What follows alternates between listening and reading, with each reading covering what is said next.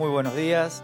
La vez pasada tuvimos que acortar el capítulo 11 para tener una idea completa y hoy vamos a hacer lo mismo con el capítulo 12, pero un poquitito más tranquilo porque son 30 versículos y nos va a ayudar el bosquejo. Lo que estamos tratando de ver es la tercera parte del bosquejo y nos va a tocar la quinta advertencia, este texto que generó, entre comillas, las posturas de creer en la pérdida de salvación. Así que vamos a armar un poquitito todo este tema. Primero, ¿cuáles eran las 5 exhortaciones de Hebreos? La primera era la advertencia de no deslizarnos de su palabra y la respuesta contraria al deslizarnos es afirmarnos, es aferrarnos a la Escritura, a lo que Dios dice.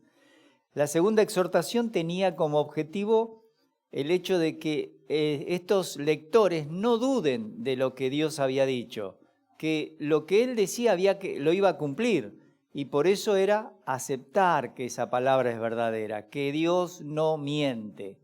El tercer aspecto de la exhortación que le va colocando el autor de la carta a los Hebreos era el descuido de la Escritura, es decir, en vez de avanzar en la vida cristiana, estaban quedados, retrocediendo, dejando de estudiar la Escritura, y la respuesta a esa actitud es avanzar, procurar conocer más de la palabra de Dios, porque ese es justamente el único elemento que tenemos para permanecer en los tiempos difíciles, y ellos sí estaban pasando tiempos difíciles de persecución.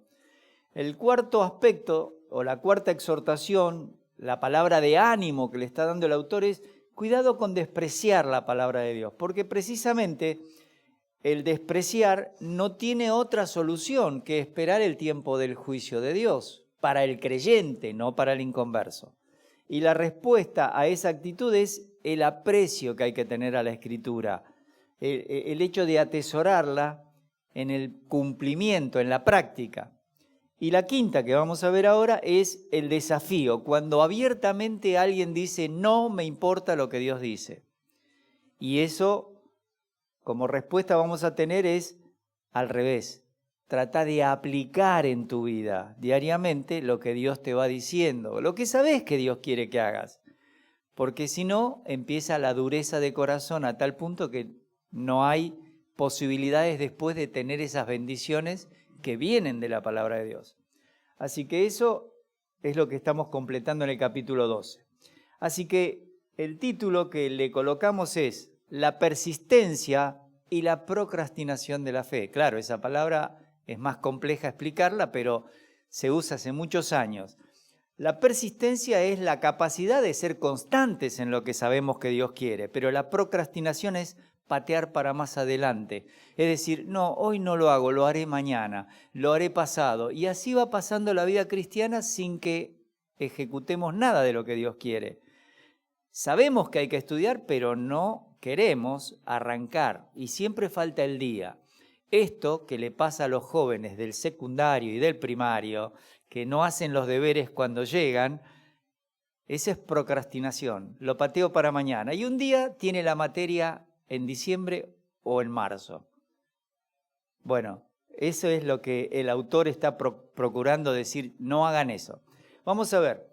Cuando hablemos de la persistencia de la fe en los primeros 13 versículos, vamos a recordar en el versículo 1 los ejemplos que vimos en el pasado del capítulo 11. Todos esos héroes de la fe, tanto los que obtuvieron las promesas de Dios como los que no la tuvieron en ese momento y estuvieron pobres, angustiados, maltratados por las cuevas, vistiendo pieles de ovejas. Bueno, esos también en el libro de Hebreos son considerados por el Espíritu Santo como héroes de la fe. Por ahí nosotros podemos mirar y decir: pero mirá los templos que se edifican este grupo, esta denominación. Y nosotros decimos: nosotros no podemos terminar. Bien, no es un tema de la fe eso. Es un tema de cómo los planes de Dios se van cumpliendo en diferentes lugares. Todos no tenemos el oro y la plata. La tiene el Señor, pero dónde la distribuye es un tema de su soberanía. Lo que vamos a ver en el versículo 2 y 3 es el ejemplo del Señor Jesucristo y la obra perfecta. Él también persistió en una confianza en lo que Dios había marcado para su vida. Después vamos a ver el ejemplo pedagógico del amor paterno que hubo en la vida de Salomón, porque el Espíritu Santo nos va a llevar a Proverbios capítulo 3 para decirnos lo que le decía David a su hijo Salomón. Luego vamos a ver otro ejemplo, el de los padres terrenales. El autor dice, pero tuvimos a nuestros padres terrenales y los obedecíamos. ¿Cuánto más tendríamos que sujetarnos, obedecer al Padre de las luces, al Padre de los espíritus, al Padre de nosotros, a nuestro Padre, en este tema?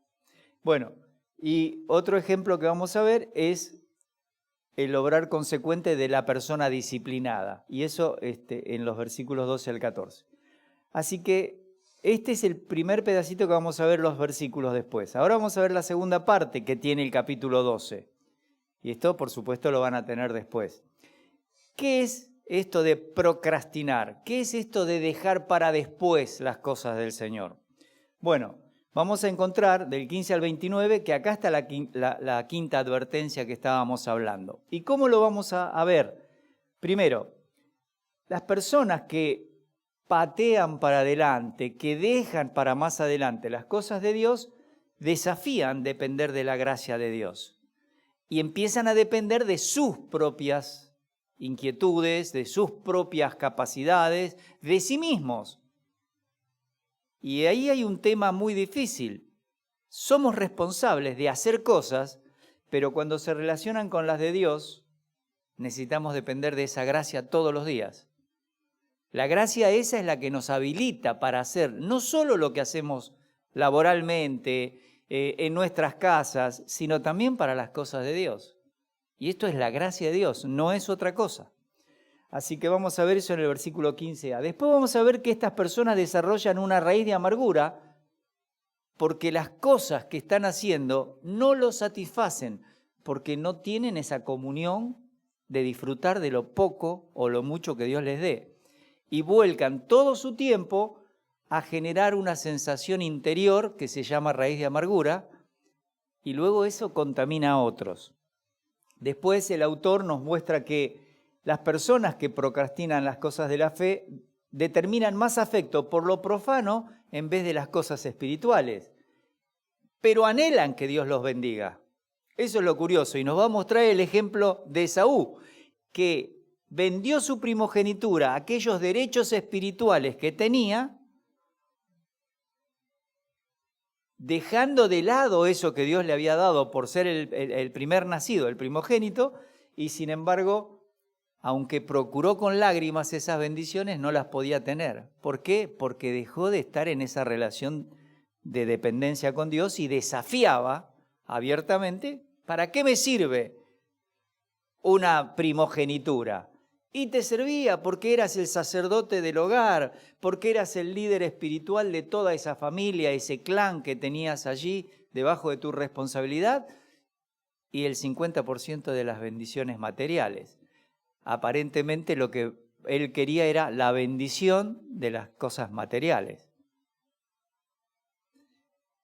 Otro punto que trae la persona procrastinadora es que discrimina incorrectamente la palabra de Dios. Él no puede comparar bien lo que había bajo el antiguo pacto y lo que tiene bajo el nuevo pacto. Está desafiando a Dios, está desafiando la Escritura y no le presta atención a este tema, y eso está en el 18 al 24. Y después vamos a ver que estas personas dependen de cosas movibles, no de las inconmovibles. Entonces, la explicación es que Dios, que hizo un movimiento en ese tiempo, en el Sinaí, donde todo tembló y todo se movía y la gente tenía miedo, va a haber otro momento que va a ser en la tribulación, donde las cosas van a cambiar de lugar, las islas van a ser removidas, las potencias del cielo van a caer. Esas dos cosas van a pasar, pero estas personas siempre están dependiendo de las cosas que se mueven. Esta tierra se va a mover. ¿Y cómo en la tribulación?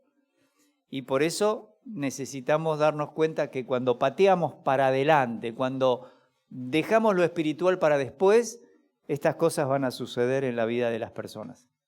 Bueno, vamos a ver los versículos y si vamos bien, son y 32, vamos rápido. Por tanto, dice, nosotros también, teniendo en derredor nuestro tan grande nube de testigos, es decir, estos que hemos visto en el capítulo 11, que ya no están mirándonos a nosotros, no están mirando lo que hacemos. Ellos ya terminaron su carrera y están esperando sus coronas. Tienen cuerpos que todavía no tienen la misma situación que van a tener en el tiempo del milenio. Sus cuerpos están sepultados, sus almas y sus espíritus en ese lugar, en ese paraíso, que antes era el seno de Abraham, y seguramente al terminar Hebreos vamos a hacer unas gráficas de este tema, de dónde está la parte inmaterial de cada dispensación. Esa nube de testigos, la propuesta es: despojémonos de todo peso y del pecado que nos asedia. Es decir, hay cosas en nuestra vida diaria que forman un peso. Y como la figura está tomada del corredor, cuentan algunos historiadores que en algunos de los juegos se corría desnudo, se rapaban inclusive para que ni siquiera el pelo les impidiera ganar, porque eran competencias donde ponían todo su persona, todo su ser en esa carrera, en esa agonía, que es de donde viene la palabra agona. Justamente dice, corramos con paciencia, y utiliza un término interesante. Nosotros tenemos dos términos en la Biblia para hablar de paciencia. Uno es el que tiene que ver con las personas y otro tiene que ver con las circunstancias, con las cosas. Bueno, aquí se utiliza el de las circunstancias, porque los lectores tenían problemas circunstanciales. Recuerden que la Biblia nos dice en 1 Pedro que a veces, si es necesario, por un poco de tiempo tenemos que ser afligidos en diversas pruebas, pero que no es todo el tiempo, porque hay tiempos tranquilos de bendición. Hay países donde hay persecución y hay muchos otros que no tienen persecución. No es quizá física y visible, por ahí es a través de las leyes de género, de diversidad, y empiezan a atacar hacia la iglesia para que no se predique desde la Biblia que la homosexualidad es un pecado, que esas son otras persecuciones más bien políticas, pero no son violentas por ahora. No sabemos cómo será el futuro. Pero esta gente tenía justamente una carrera, y ahí la palabra agona, de donde viene agonía, implicaba poner todo el esfuerzo para llegar a la meta.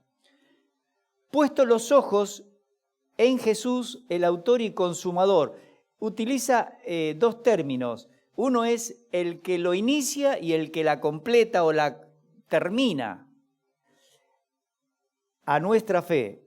Y esto es fundamental, porque cuando hablamos de elección, el que te da la fe para creer es Dios, no sos vos. Por eso es tan difícil aceptar estas posiciones donde Dios vio que yo lo iba a aceptar y me eligió. Estaba obligado, no es soberano. Lo obligué a que me elija. Sin embargo, la Escritura dice que hasta esa fe me la da Dios. Entonces, este autor y consumador de la fe dice que tuvo un gozo colocado delante de él, por el cual sufrió la cruz menospreciando el oprobio. La palabra es similar a la paciencia que tenemos allí arriba. Es derivada de ella. Y se sentó a la diestra de Dios, hizo su tarea completa. Vamos a ver el siguiente versículo. Considerad o hagan una analogía, comparen este tema de aquel que sufrió tal contradicción de pecadores contra sí mismo, para que ustedes mismos, vuestro ánimo, ahí dice vuestra alma, no se canse hasta desmayar. ¿Qué es lo que perdemos de vista cuando las adversidades son muchas? Las ganas de hacer algo. Por ahí a veces hablamos y decimos, sí, la inflación te quita las ganas de ahorrar, pero todas estas cosas, dice, miren que tenemos estos ejemplos, y esto es para que vuestra alma no se desanime, no desmaye, porque aún no habéis resistido hasta la sangre combatiendo contra el pecado. Y ahí la misma palabra, agonía, está colocada. Vamos al versículo 5. Y habéis ya olvidado la exhortación. Ahí la palabra paraclesis tiene que ver con consejo, amonestación, darle ánimo a la persona. Entonces ustedes se han olvidado la palabra de ánimo que como a hijos se os dirige. Y ahí utiliza juios. ¿Por qué? ¿Por qué no usa tecna, que quiere decir el nenito, el niñito, como usa Juan? Porque esto quiere decir que sos un hijo adulto. Dios no te está tratando cuando te da la pedagogía como un niñito. Te está tratando como un creyente adulto. Entonces dice, hijo mío, no menosprecies la disciplina. Y ahí dice la palabra oligo, de donde nosotros usamos términos como algo pequeño, o sea, no tengas en poquito la disciplina del Señor. Y la palabra disciplina es pedagogía. No es una palabra de castigo directo, sino que es una palabra que implica una instrucción. El pedagogo, esa persona que generalmente era un esclavo, era como un maestro que tomaba al niño hasta que cumplía la mayoría de edad y lo tenía que educar, enseñándole todas las materias y capacitándolo físicamente para que cuando llegara a la edad suficiente el padre pudiera presentarlo como su hijo ante los lugares públicos. Entonces dice, no menosprecies la disciplina del Señor ni desmayes cuando eres reprendido por Él. Y ahí la palabra que utiliza es la palabra redarguir, cuando el Señor te muestra que algo está mal. Un ejemplo, nosotros tenemos el hábito de usar las malas palabras tal cual las usan todos los inconversos. Y no nos damos cuenta que Efesios 4 habla de la tristeza que se produce con el Espíritu Santo, se entristece. Es necesario que sustituyamos esas palabras por otras, porque el que sufre es el mismo creyente porque el Espíritu se contrista. Entonces, en vez de obrar guiándome a la voluntad suya, está todo el tiempo trabajando contra mi resistencia, porque estoy desafiando su obra.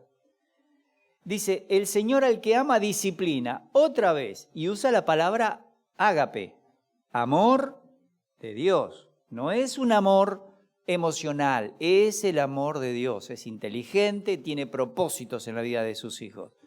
Entonces dice que le da una pedagogía y azota, y lo interesante es que eso tiene que ver con un látigo.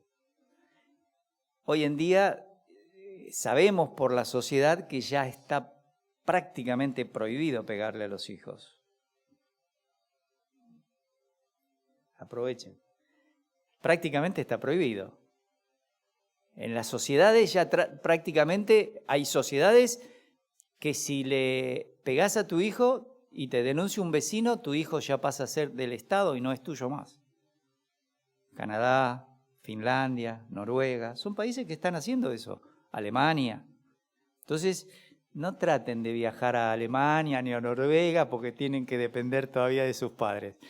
Pero esto está sucediendo y esto es algo que Dios hace con sus hijos. ¿Cómo? Ahí sigue diciendo, miren, 7, versículo 7. Si soportáis la disciplina, la pedagogía, con paciencia, la misma palabra, Dios os trata como a hijos adultos. Porque ¿qué hijo adulto es aquel a quien el padre no disciplina, no le enseña pedagógicamente para que pueda tener una mejor calidad de vida? Versículo 8. Pero si se os deja sin esa pedagogía de la cual todos han sido hechos participantes, y él utiliza el término metojoi porque tiene que ver con la relación íntima, como si fuera de un matrimonio, la relación entre el Señor y nosotros, como entre la disciplina y nuestros padres, es un tema de estar unidos. Pero dice, si no tenés eso, sos bastardo, no sos un hijo. Versículo 9. Por otra parte, tuvimos, acá viene el ejemplo, a nuestros padres terrenales que nos disciplinaban. Siempre está hablando de pedagogía. Y los venerábamos. ¿Por qué no obedeceremos? Mucho mejor al Padre de los Espíritus y viviremos. Ahora la palabra que utiliza es la palabra colocarse en un rango. como en un ejército. Y se supone que los hijos están en un rango, en una familia, en donde la obediencia y la relación de pedagogía debe funcionar. Y aquellos, hablando de los padres terrenales, ciertamente por pocos días nos daban esa pedagogía, como a ellos les parecía, porque para colmo, todos los padres no tienen un manual de padres, empiezan a ser padres cuando nace su primer hijo y van cometiendo prueba y error, prueba y error, prueba y error, a veces más errores que pruebas, pero en definitiva, la idea es que debería ser para algo provechoso. Bueno, si los padres fracasan en eso, el Señor no, porque Él dice que es para que participemos de su santidad, para que tengamos acceso a esa relación que Dios exige de sus hijos de santidad. Vamos al versículo 11. Y es verdad, dice, que ninguna disciplina, y vuelve a usar el mismo término, pedagogía, no está hablando de castigos corporales, sino de una enseñanza que tiene restricciones, que puede incluir el castigo. Nosotros tenemos, según 1 Corintios 11:30, cuando hablemos de la cena, 3 formas en que Dios disciplina a sus hijos: enfermedad, debilidad y muchos duermen. Esas son las estructuras que Dios dispuso en la Biblia. Por supuesto que puede haber quizás temas intermedios, pero esos son los 3 puntos que encontramos. Entonces dice que esta disciplina al presente no parece ser causa de gozo, pero como trae tristeza, después trae fruto apacible de justicia a los que en ella han sido ejercitados. La palabra que está allí es la palabra gimnasia, la misma que en el capítulo 5 les dice, debiendo ser ya maestros, tienen necesidad de las primeras cosas. Bueno, tienen que ejercitar el discernimiento, y es la palabra gimnasia. Seguimos. Por lo cual, ahora vienen unas indicaciones para no procrastinar. Levantad las manos caídas y las rodillas paralizadas. 13. Y haced sendas derechas para vuestros pies, para que lo cojo o lo que está deteriorado en el caminar no se salga del camino, sino que sea sanado, de donde viene la palabra, si ustedes ubican, la palabra iatrogenia, que es una enfermedad que se produce por una medicación o por un mal tratamiento. Bueno, la idea aquí es que la persona que tiene ese camino derecho, que se pone en camino para hacer las cosas de Dios, es como que está sanado, ¿sí? Bueno, si veníamos hablando de la procrastinación, justamente que vamos a ver, esto tiene que ver con eso que va a seguir. Vamos al 14 y arrancamos con la última parte. Dice, seguid la paz o perseguid como un animal de presa a su comida, la paz con todos. Esto es fundamental en la vida cristiana porque es lo que permite que la congregación o la familia funcione bien. Paz, que no haya conflictos constantes. Y también dice la santidad, sin la cual nadie verá al Señor. Esto no se refiere a que el creyente, si no llega a ser el santo de la espada, como diría el libro de San Martín, el santo más alto de los patriotas, no va al cielo. No, la santidad es una cosa que tiene que ver con la posición, que la tenemos en el momento de recibir a Cristo, y la otra que está hablando generalmente la gente es la santidad progresiva. Bueno, la santidad que necesitamos para ver al Señor es la posicional. Esa es la que nos coloca como hijos por la eternidad. Es la de Cristo, la justicia y la santidad de Cristo en nosotros, no la mía. Porque si no, se imaginan cómo estaríamos en el cielo, ¿no? A millones de kilómetros todos. Pero esa es la idea. La santidad es la posicional. Mirad bien, dice, o sea, miren detenidamente, presten atención, no sea que alguno deje de alcanzar la gracia de Dios. Es lo que estamos hablando. ¿Cómo vive el creyente? Con la gracia de Dios, con esa fortaleza diaria de saber que estás haciendo lo que Dios quiere. Que brotando alguna raíz de amargura os estorbe y por ella muchos sean contaminados. Este es el problema de las iglesias locales. Creyente que está frustrado con su vida cristiana, que envidia lo que otros tienen, no porque tienen, sino porque no querría que los otros tengan, porque esa es la característica de la envidia, y se genera esa murmuración interna, eso contamina y eso no deja crecer, obviamente, la vida de las personas y obviamente la iglesia. Seguimos. No sea que haya algún fornicario o profano como Esaú, que por una sola comida vendió su primogenitura, su derecho a las cosas espirituales. Seguimos. Porque ya sabéis que aún después, deseando heredar la bendición, fue desechado.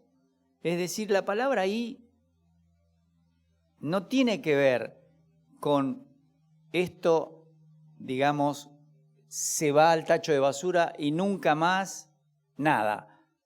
Esto tiene que ver con la prueba que aprueba. Y en este caso, él no aprobó. Él no era un genuino, en el sentido como el oro, que es probado de esta manera. Entonces, no hubo oportunidad para el arrepentimiento, aunque la procuró con lágrimas. ¿Qué procuró? La bendición. No era un problema de estoy arrepentido por haber vendido la primogenitura, lo espiritual. Estaba arrepentido porque no iba a tener esa bendición. Y ustedes leen la historia, le decía a Isaac, ¿pero no te queda ni una bendición para mí? Él quería eso, pero menospreció la primogenitura, ese derecho espiritual de guiar a toda esa familia, ese clan. Seguimos. Porque, y aquí viene la forma en que estos creyentes que procrastinan las cosas del Señor terminan sin discernir. No os habéis acercado al monte que se podía palpar, que ese es el monte Sinaí, que ardía en fuego, a la oscuridad, a las tinieblas y a la tempestad. Eso fue lo que Dios hizo en ese momento de Éxodo 19. Seguimos en el versículo 19.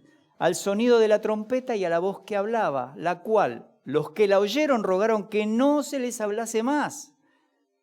20.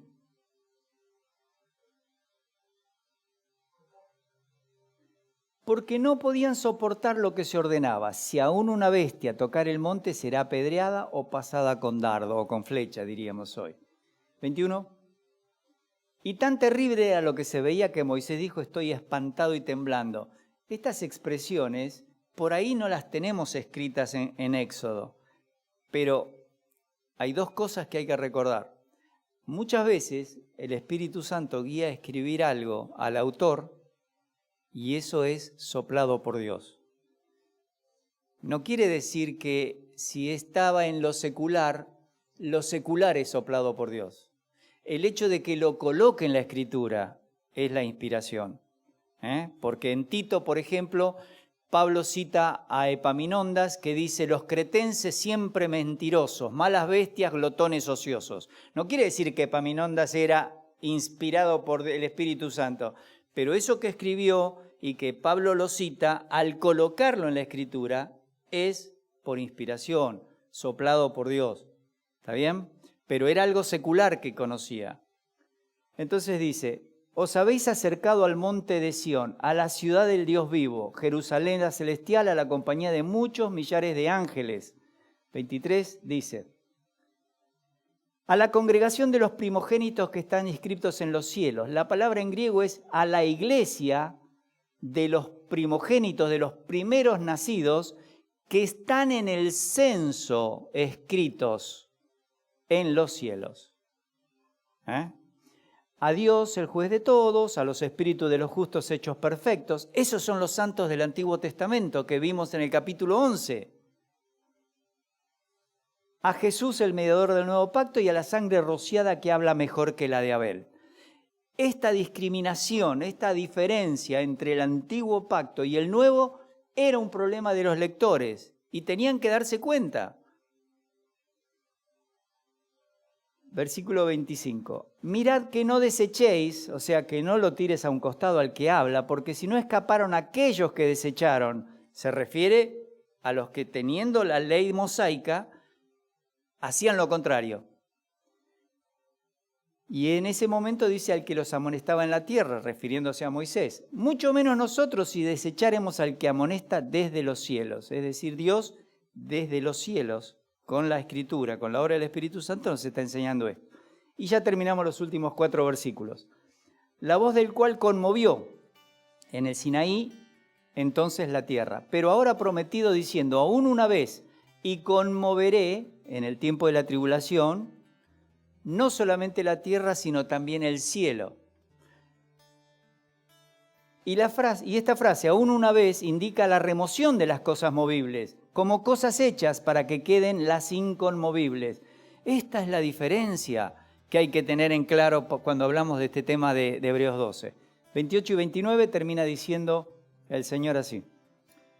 Así que recibiendo nosotros, los creyentes, un reino que no se mueve, que es inconmovible, tengamos gratitud y mediante ella sirvamos. La palabra latría es lo que hacía el sacerdote en el templo cuando ofrecía el sacrificio.